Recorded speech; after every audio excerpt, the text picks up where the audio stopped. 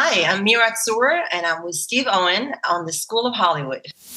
Welcome to Season 3 of School of Hollywood. We'd like to thank you for listening and following the Entertainment World School of Hollywood podcast. If you prefer videos of celebrities, they're available on entertainmentworld.us. Please take a moment and like the podcast and subscribe. And if you have any comments or questions, you can just send us a DM on Instagram at School of Hollywood. School is now in session. Well, I got to welcome you here today. You look absolutely gorgeous. I don't know if anybody's told you, but I think you could impersonate the ex-president's wife. I heard that before. You actually had a little bit of time doing that for fun and some money, I heard. Yes, actually, it took me for 3 years. It was a great ride, and it came by surprise, but it was really impeccable just because from the world of acting that I'm in, to take such a role and to impersonate her or be her body double or do all the things that she could have done if she had more time, it was exciting. It was definitely lucrative, and I had fun. Fabulous. You wrote a book, Anonymously Famous, and it's about the entertainment business and getting started in the business. And why don't you tell us about the book and what inspired you to actually write it? Sure. So Anonymously Famous actually originated several years ago. I was always coaching and trying to inspire and tell people how this business has been there for me forever.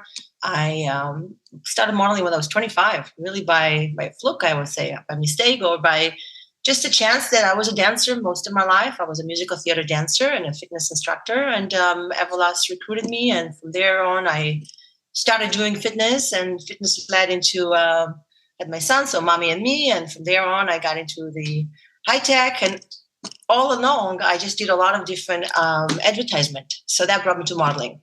And I never considered myself a model. So it was just hard to say it. And because it was there for me for the past 25 years, I said, let me just put some thoughts together into what it takes to be in this business and how you can do it without being, Gigi Hadid or Giselle or any of the tall, beautiful fashion models that are very young, started very.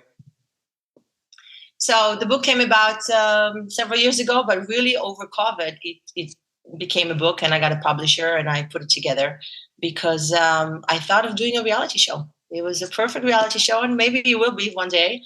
8 episodes, like each one talks about different trend of it, and I kind of want to say more, but you can say more, yeah. No, I can't say more about the reality show concept. But I can definitely say this. So the book is about, it really gears to the 99% population versus the 1% genetic freak of nature. I say it all the time because I want to inspire people to dive in and to know that there's really a lot of different categories, such as print modeling, commercial modeling, petite modeling for small people that do all the airplanes and the furnitures, and most of the agencies are out of town. I'll talk about that in a second. There is mature modeling, which we know very well. I mean, nowadays specifically, the baby boomers are booming. Lots of the older generation and beautiful models are just kicking butt. I mean, we're talking about Carmen de Lofis and Iris Apfel. She just turned 101. Love her. And even Elon Musk mom, May Musk. I mean, so all of them really created a trend several years ago. And if you think of it, the Fortune 500 companies, that's what they're looking for. They're looking for people that actually represent the brand, that actually can afford the boat and can afford and can look like the grandma doing the insurance or depends, the diapers or whatever it is. I mean, you really have to gear into the product. So the book is talking about how you would know yourself and get to know yourself. First, your ethnic background. Who you are, basically, if it could be Hispanic, Caucasian, European, Middle Eastern. What categories do you allow yourself to, your background? And then the second thing would be pretty much like the typecast or the category. What can you stand for? I mean, are you like a soccer mom, hip and cool, blue collar, social worker? Like, what are you? So you put that together, and then you go for the age range, which usually go for 7 to 10 years. So you're not going to go to the same jobs of 25 to 35 if you 35 to 45 and vice versa. And you go on. And those categories for 55, 65. And I'm looking forward to, 99. So really you go with the age range of appropriate age range. And the next thing would be basically your bag of tricks. And, and one of the keys of the acting is actually finding what you are actually fit for. Yes. And that is, one of the mistakes that a lot of people think. They can go, well, I can play 18 to 48 years old. No, you can't. Nobody's going to bring you in for 18 and then also bring you in for 48. And you have to, one of the hard things for actors is to realize their age range. Somebody 40 years old thinks that they can still play 18 years of age. There's that 18-year-old that is fresh and new, and everybody wants to put them in the modeling world. And they miss a lot of opportunities that are actually in their age range, which they could actually book. And it's actually sad also because, like someone like me, obviously, we try to look our best. We're trying to be a model of example at any given age. That's kind of like my motto, my philosophy. Like every age, try to be a model of example, right? Because what is example? In the dictionary, it's really, it's being a model that could be copied because of his stature, because of his excellence. So I'm saying I don't want to flatter myself, but I know I don't look the age of my age. Okay. So yeah, in a way, it's a blessing and a curse, because why would someone take me for the age I am if they can take someone in that age? And it goes same ways for the older and for the younger. So I get it. On the same token, one thing I learned as I got older, and I'm definitely sticking to it, I can't fit the dress. The dress will have to fit me. So in order for me to always try to match what people want from me, it just doesn't work. I have to be me, which takes a lot of work knowing who I am. And then with that in mind, create my own projects, create my own dress, create my own environment and people and projects. And it's hard, but that's what it is. Freedom is, costs a lot in all efforts. Exactly. Well, I got to see a clip of you in a Fox TV show. You're playing an FBI agent. Okay, on Fringe, right? Yes. Yeah, it was fun. It was with J.J. Abrams, and it was fun just because, thinking of it. I'll let you talk about it. Thinking of it, just that clip with inserting the chip, I thought of it after now with COVID and everything that everyone talks about, political and the chip and, the numbering and all that stuff. It's like so ahead of the time. Unfortunately, a bad ending for you in it, but yeah. Okay, it was fun while it lasted. It was only a week of shooting for that little, but it was great because time-wise I was busy with another project, so it was perfectly. It worked perfectly. Well, on your acting, you've also created your own production company. Being a female, what have you found as far as like difficulties or things that have been extremely easy for you in the business-wise? Well, the production company was founded in 2011 because I just finished another acting school. I've done 3 different acting schools, but the last one kind of made me want to acquire more intellectual property and basically be the star of it, like anybody else, right? So sure enough, and mostly with theater, sure enough, I started getting IPs, and I couldn't put myself in because I felt that I'm not a big name, and I should just take celebrities and bigger names, and I did that. So I started producing more than acting, and moved a little bit from to the behind the scene. Long story short, we did a lot of different theater pieces, moved to short films and documentaries and all kinds of other projects. Now we are focusing mainly on films that I'm acting and producing. And I really would love to do more stuff overseas, mainly Israel, only because I'm from there. My parents got old and I just wanted to spend more time there. And I really feel that the Israeli filmmakers are rocking it. I mean, it's just unfortunate they don't have the budget that America has, but they're rocking it as far as content. I mean, the country is very complex. There's a lot of different diversity and backgrounds, and it's a young country. So the stories are worth telling. Well, you're actually in the military over there, and you're required to join, and you're a counterintelligence officer. You're the female James Bond. And do you drink martinis, shaken or stirred? Sometimes, yes. Okay. So with all that training and the methods, how do you protect the confidentiality of a film or TV project that you have? How do I protect? Yeah. Oh, I think like anything, everything is timing. You can't really, I believe you can't really protect it. You can protect it for a little while. But at the end of the day, you got to hurry up. You got to hurry up and you got to, sign, of course, the legal right papers. But know that know that this project is yours because you're the original. And if there's going to be copies after, that's okay, as long as you get your project first. So not so much worrying about somebody's copying you, but worrying that you're going to be the first one to do it. That's really important to me. And talking about the army, the part was very secretive. Obviously, we worked night shifts, and we were back then. I spoke fluent Arabic, which is amazing. So I was translating information, and it was time of a war, another war, and being secretive and keeping the information to yourself is very important. Well, it's interesting that you talk about it, because one of the mistakes that a lot of young independent producers make is that they think everything has to be under NDA.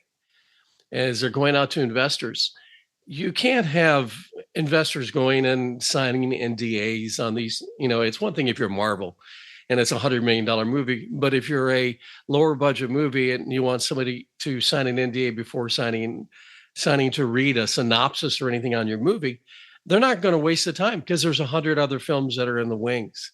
And that's what I'm talking about. Like in the secretive world, is that people think that they've got the only thing that's never been done, but I guarantee it's been done. Somebody has done it somewhere. Absolutely. It's funny you say that because I have two projects I'm working on, and one of them is, I'm not going to give names or much, but it's a religious project. And same thing. They don't want me to pass the script. They don't want me to pass the concept, but they want me to reach out into my celebrity friends to try to see if I can get cast a role before we go into all the agencies. And I'm like, this is great, but it's very hard because you got to give a little bit more information. And on the same token, trust me, if they see it, it's because it's coming from me, because we have a relationship, not because of anything else. For them to even look at the project before they even go to the agency or the casting director, that's already a bonus for me, because I'm a producer, because I'm their friend, because we have a relationship. So yeah, we got a little chill about it a little bit, I think, only because I don't think I would want, I just can only speak for myself. I have so many projects. I don't have time to steal someone else's project, but that's me. I don't know. Maybe someone's waiting to. Yeah. Speaking of so many things that are on your plate, you have a clothing line, you have a makeup line, you have a food line. Question is, do you ever have free time? No, I have free time, and I'm actually very much a social butterfly. It's funny. I live my life between New York, Miami, and Israel. And I really tend to have a group of people everywhere, and they keep extending. It's not like, if you look at my phone during the day, it's not like the same people all the time. I don't even know how I remember all my friends, but somehow I do know how to kind of keep it going and momentum with all of them, which is great because I always try to engage them in what I do, whether it's a business project I'm doing, or whether it's branding or production or investing in something or just creating creative wise. It's looking at your Instagram, you're very much in the social scene on that. And what are some of the branding things that you would suggest for people that they can improve their social media? Well, I tell you, my page specifically, I really think that I got most of my fans when I was doing Melania impersonation, just because it was all over. The exposure was beyond and very fast. So that kind of went viral. And from there, I took it, I continue with that. But either way, I think my way of growing my audience is definitely responding, commenting. Oh my God, people putting the likes. I don't care for likes. Who cares how many likes you have? Comment, engage. I do that all the time. Every time I see something, I try to engage. At least 10, 20 times a day, I basically comment on people's pages, and more than 3 words. The other thing is I like to, we have a word in Hebrew, lefargen. Lefargen means to just, good for you. It's kind of like a good for you. I pretty much do it every day. Like today I did 4 good for you, meaning there's a dancer I love, Arthur Miller. She's incredible. Every time I see her post, I gotta put it on my story. What does it take for me to put it on the story? She's one of my favorite. I never met her. She's amazing. Another model. I'm not going to flaunt names, but I'm just saying I did it for 4 people today, just on the way. What's the big deal? Why not doing it? And it's almost like it's just a beautiful, positive energy to share. And if people did it more, I think nevertheless, they get more audience, but also it's a beautiful thing to put as a habit for yourself. This is a social network. Let's not forget it. It's a social network. Exactly. And it's interesting is that the head of Instagram was talking about today in his live. He goes, we're not going to promote any web page that is private. Private is hard. I get it, especially if you didn't start early. I feel like it's going to be so intimidating to do that, to jump in. So I get the one that are private, but I think if they're private, they're really not in the game. I mean, you can't play all the games. I always say you always win the game you play. For example, I moved out of Facebook. I mean, I'm there, but I hardly do anything. Why? Because over COVID and the political, craziness, I started putting my opinions, and some people did not appreciate it. So they came on my page, did not appreciate it. They started saying other things. And it felt like what am I doing? Fighting in my own home. Shalom, bye, next, I'm moving on. I didn't have time for this. So I didn't really use Facebook so much. And that's a good point that you bring up, because it is important that if you start to surround yourself with a lot of negativity, you start to bring that negativity into your life and bring it out. And, get rid of the negative people that are, that end up on the social media for you. You are also very much into charities. You've noticed on your page, you have like three or four different ones that you're involved in. What are the charities that you're really excited about? Thank you for reminding me what I'm involved with. This is great. I really appreciate it, actually, because I am involved with that. And it's just through the years, so it's kind of grow with me. Like you don't always look at your legs, they're there, right? So it's something that I've been doing for more than 10 years. Okay, so one of them is AICF. That's just American Israel Culture Foundation. Actually, it's an organization that gives scholarships to kids, mainly music and dance, to come to America and pursue the Juilliard and the performing arts career. And I was an alumni back in the days when I was a dancer. And so I've been just involved with them, bringing philanthropists, and doing a lot of the hosting through the years. So that's American Israel Culture Foundation. The other one is the Bali Children Project, which is really helping kids in Bali. I've been going to Bali the past, 15 years, but that was really more with my ex-husband, because he started that and I got involved through him. So it's supporting kids from first grade to all the way on after high school. So they have education because it's mandatory, but they don't have money for it. And the poverty there is beyond. And obviously if there's no schooling, there's no education,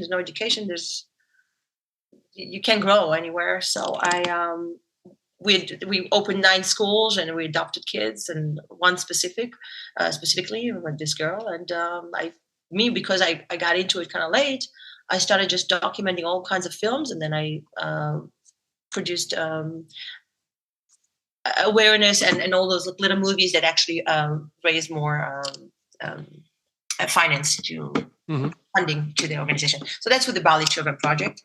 The third organization is Burn Advocates. Burn Advocates is an organization that started with a lawyer that I know here in America that dealt with a lot of cases of kids with burn injuries. So it could be a situation that they got burned because of lighting Shabbat candles, because they're religious, or it could be because they're Arab or Palestinian and there was some bombing or explosion, or all kinds of different situations. The point is that they've been burned and their whole body is covered with scars. And unless you have the laser centers to cure it, which cost a lot of money, they really scarred for life. And it's not just scarred physically, they're scarred emotionally. So this organization helps with the treatment and have 3 different camps, one in India, one in Brazil, and one in Israel. I got involved with that because of my network. And I basically started working with the Israeli camp to bring them musicians and chefs. And we opened the first pediatric laser center in Israel in Tel HaShomer in Shiba, Bet Cholim HaShiba. And that was 2 years ago, just before COVID. We brought 10 different chefs for a whole cooking experience. And if you think of it, those kids coming to a cooking experience where they actually got hurt and they're working with the world-renowned chefs. And we raised the money that we needed. Yeah, I'm saying that I'm involved in other things as well, only because I tend to go organically for what comes to my lap. Like, for example, I dealt with my parents get sick. My mom got sick several years ago, and I was lucky enough to bring her to a medical trial in Miami. So I got involved with the Sylvester Cancer Research Center, and on and on. Like, whatever comes, I always feel like, oh, okay, well, I guess God thinks that I should do something about it, then I will. I always see things as opportunity, which, again, it's a blessing and a curse. I mean, not enough time a day on the same token. If it comes to my lap, there's a message there. So I need to be aware what is the message and try to find out. Perfect. So where can people buy your book at? The book is actually on Amazon and Barnes & Noble, Anonymously Famous, A Guide to the World of Commercial Print Lifestyle Modeling. But I am working on making an audiobook, looking for the right accent. And I'm working on making a course out of it, because honestly, I didn't even think it was that much. But to be quite honest, a lot of people that read it that are not in the industry, they got a lot from it. And also, let me remind you that the second part of the book is really more about nutrition and fitness, because I'm a fitness instructor and I was a nutritionist by trade. So really, I wanted to share my knowledge and expertise, and only to basically say that what worked for me or what works for every age group through the years. So, and where can people find you on social? Oh, on social, Mira Tzur, mainly Instagram. Yeah, fabulous. Any final thoughts you want to pass on? No, I mean, I could go on, but this is great. I mean, you really tapped into a lot of things that I've done. I'm sure there's more, but we didn't talk about all the fun past and royalties and background and all that stuff, which is actually nice, because usually people ask me about it. So I'm happy that we're talking more present and future versus so much about the past. So it's a beautiful thing. Fabulous. Thank you for listening to the latest School of Hollywood podcast. We'd like to ask you a small favor. If you enjoyed the podcast, please like it. And if you really liked it, please share it on your social media. If you have any questions about acting, music, producing, and directing, feel free to reach out to us on Instagram at School of Hollywood. School of Hollywood is now part of entertainmentworld.us. Until next time, school is out.